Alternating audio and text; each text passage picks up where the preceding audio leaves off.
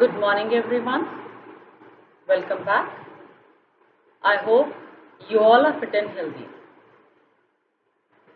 We are reading Nazism, the next topic from our history portion. Up till now, we have seen different aspects of this topic. हमने पढ़ा Nazi किस तरह से power में आई, Hitler ने कैसे राज करना शुरू किया, किस तरह से तानाशाही डेवलप हुई थी, कैसे आर्मीज फॉर्म हुई, क्या उनमें परिवर्तन हुए, आर्थिक संकट क्या चल रहा था और समाज की नई संरचना किस तरह से चल रही थी. Now will be discussing another topic from Nazism, that is the Nazi world.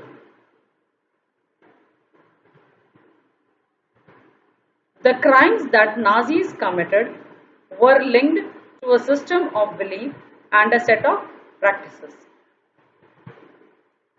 Nazis जो गुनाह कर रहे थे वो बहुत सारे चीजों को मिलाकर अपने बिलीफ बना रहे थे, उनके माध्यम से कर रहे थे. Nazi ideology was synonymous with Hitler's world.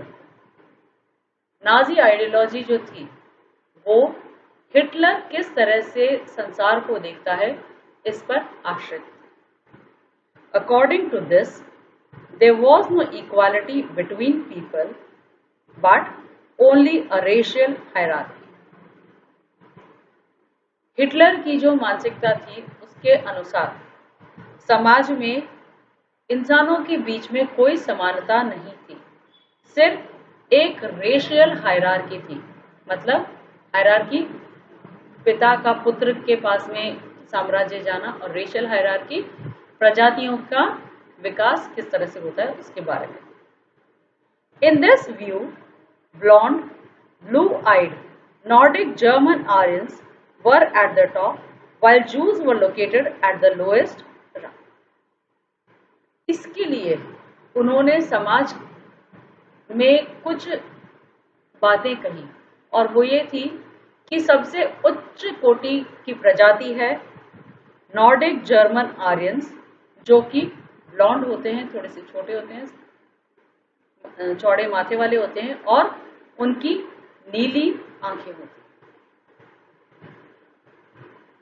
They came to be regarded as an anti race, the arch enemies of the Aryans. उन्हें एंटी रेस मान लिया गया और वो आर्यंस के आर्क एनिमीज हैं ऐसे भी घोषणा कर दी गई.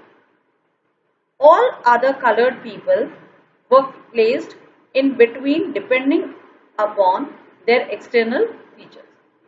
बाकी के सारे लोग, यहाँ पर रंगभेद की भावना शुरू हो गई थी और दूसरे रंगों के जो लोग थे उनको अलग अलग समूहों में उनके शारीरिक बनावट के हिसाब से बांट दिया गया.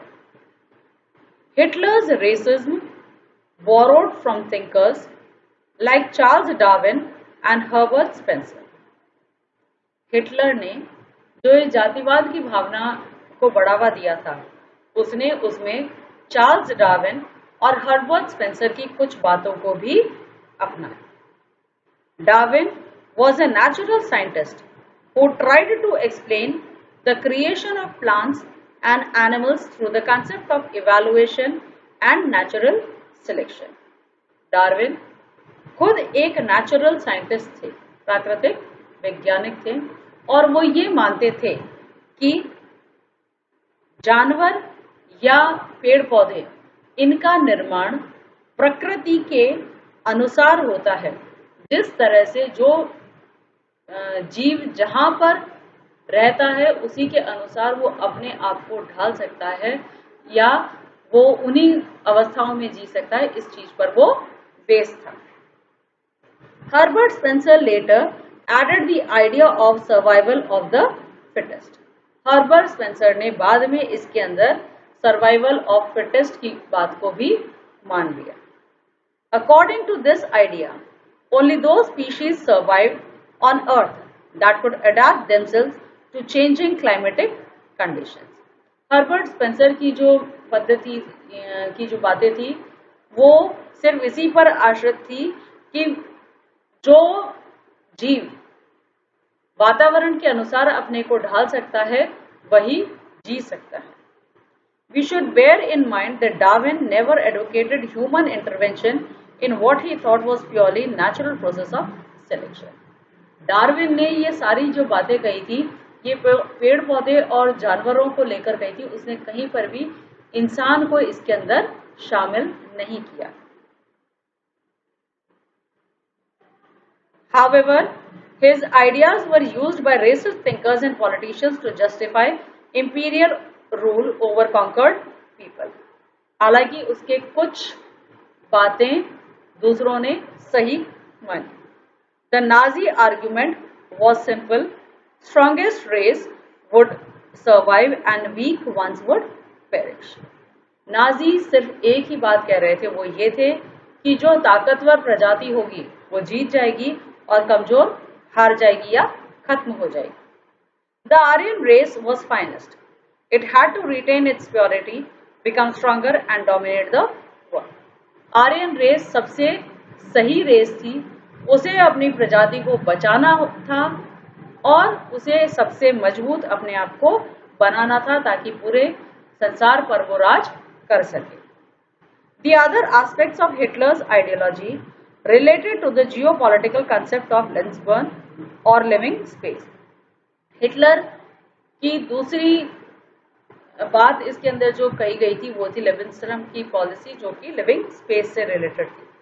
He believed that new territories had to be acquired for settlement. वो ये मानता था कि रहने के लिए नई जगहों की आवश्यकता होती है. This would enhance the area of the mother country while enabling the settlers on new lands to retain an intimate link with the place of their origin. इसकी वजह से देश का जो एरिया है वो बढ़ेगा, साथ ही साथ नए लोगों को रहने के नए स्थान प्राप्त होंगे और जो उनका प्लेस ऑफ ओरिजिन है उसके साथ में उनका लिंक बना रहे.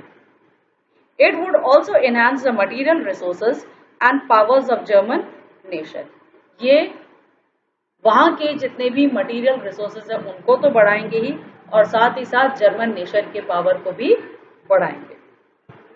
Hitler intended to extend German boundaries by moving eastwards to concentrate all Germans geographically in one place.